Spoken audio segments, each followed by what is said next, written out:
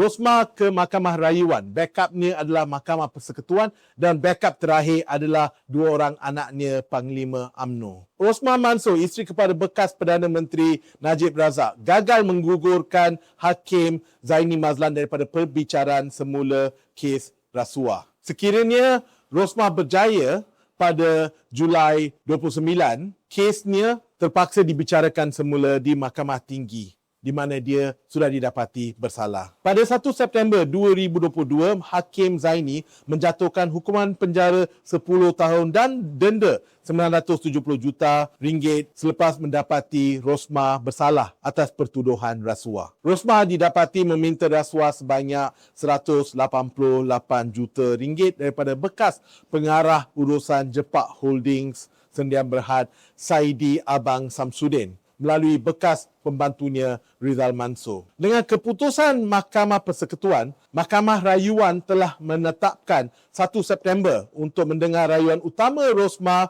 mengenai sabitan dan hukumannya. Sudah hampir 4 tahun Rosmah didapati bersalah pada tahun 2022. Kes Mahkamah Tinggi pula sebelum itu mengambil masa 4 tahun juga. Maka dengan itu sudah 8 tahun Rosmah di mahkamah. Dan kini selepas Mahkamah Rayuan selesai dengan kes Rosmah dan sekiranya dia masih bersalah, dia ada Mahkamah Persekutuan untuk menyelamatkannya daripada penjara. Dan kalau kita ikut peredaran masa seperti yang berlaku sekarang, pasti apabila Mahkamah Persekutuan membuat keputusan, PRU ke-16 sudah berlalu dan ada kemungkinan yang Barisan Nasional telah kembali memimpin negara tanpa Pakatan Harapan. Dan sekiranya ini berlaku, ada insurans terakhir untuk Rosmah iaitu dua orang anaknya. Anaknya Nazifuddin Najib adalah Ketua Bahagian UMNO Langkawi dan Niza Najib pula Timbalan Ketua Bahagian Pekan UMNO